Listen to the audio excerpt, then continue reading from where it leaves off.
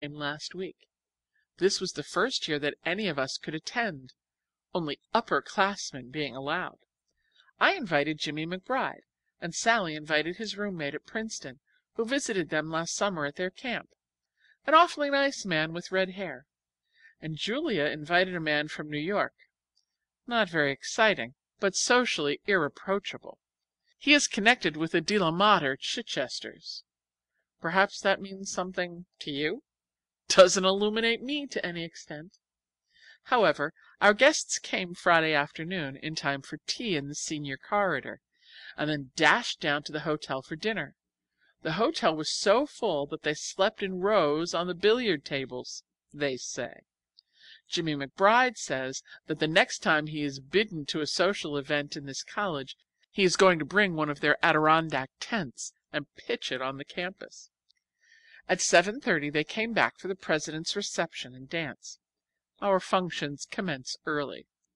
We had the men's cards all made out ahead of time, and after every dance we'd leave them in groups under the letter that stood for their names, so that they could be readily found by their next partners. Jimmy McBride, for example, would stand patiently under the M until he was claimed.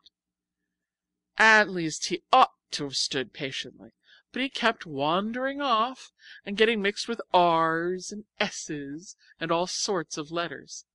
I found him a very difficult guest. He was sulky because he had only 3 dances with me. He said he was bashful about dancing with girls he didn't know. The next morning we had a Glee Club concert, and who do you think wrote the funny new song composed for the occasion? It's the truth. She did. Oh, I tell you, Daddy, your little foundling is getting to be quite a prominent person. Anyway, our gay 2 days were great fun, and I think the men enjoyed it.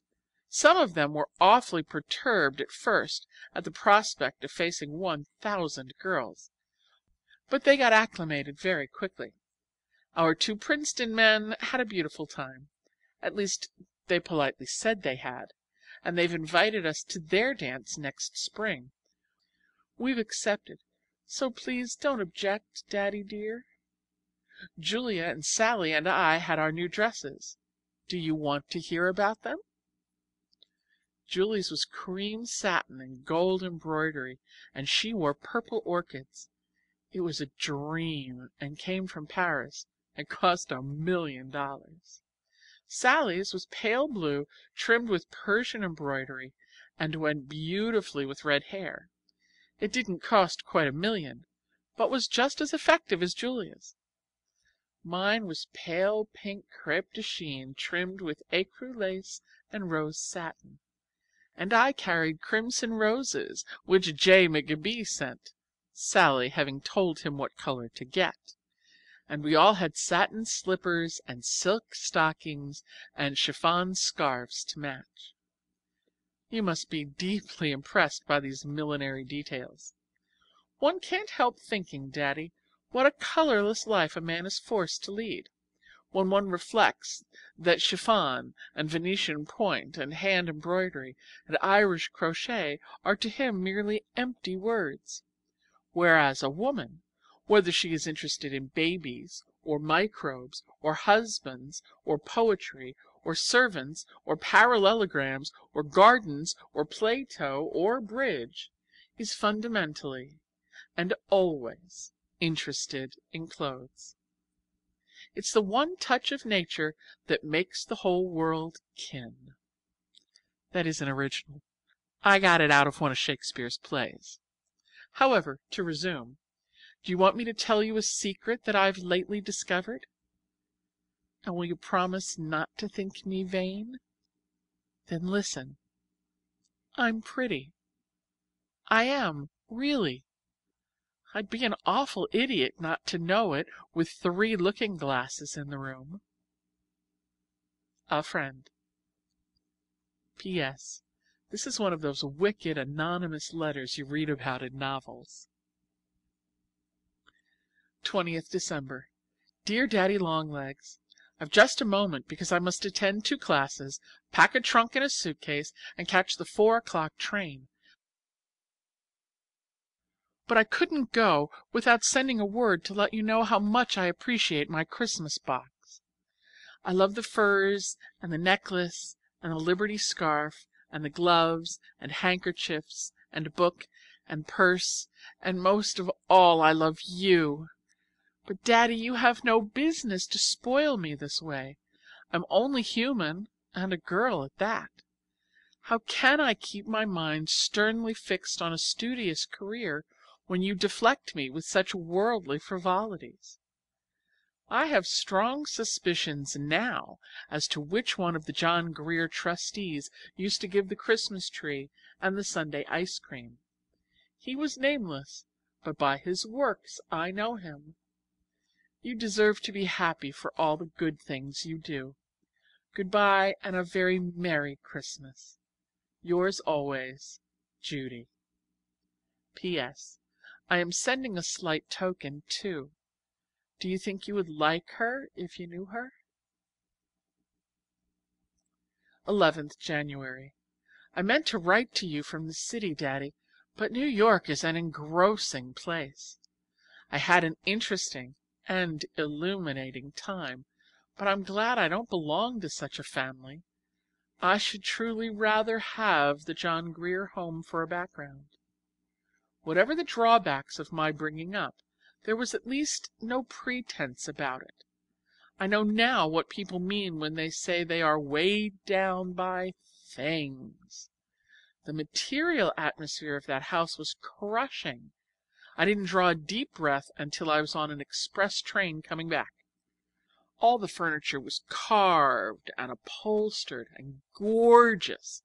The people I met were beautifully dressed and low-voiced and well-bred. But it's the truth, Daddy. I never heard one word of real talk from the time we arrived until we left.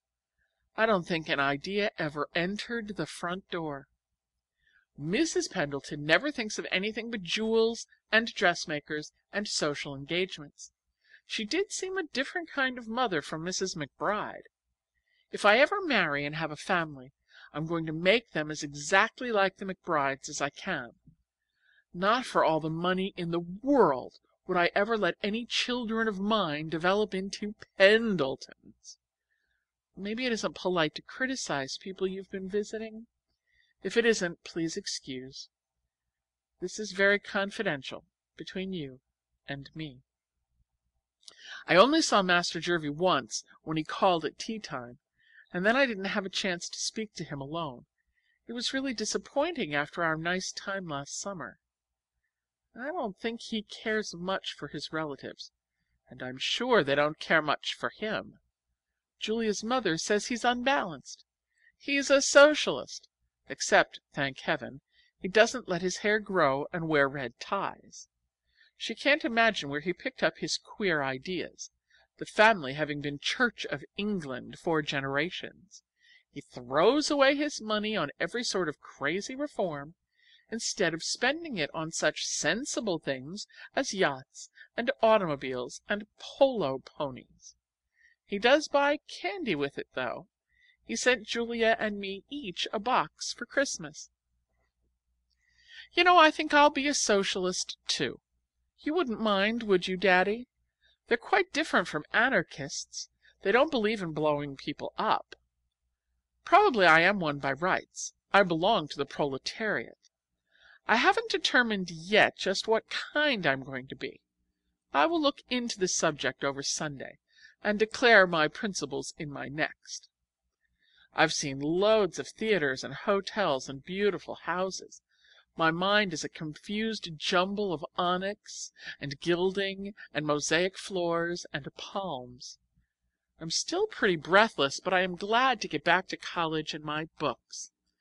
I believe that I really am a student. This atmosphere of academic calm I find more bracing than New York. College is a very satisfying sort of life. The books and study and regular classes keep you alive mentally. And then when your mind gets tired, you have the gymnasium and outdoor athletics, and always plenty of congenial friends who are thinking about the same things you are. We spend a whole evening in nothing but talk, talk, talk, and go to bed with a very uplifted feeling, as though we had settled permanently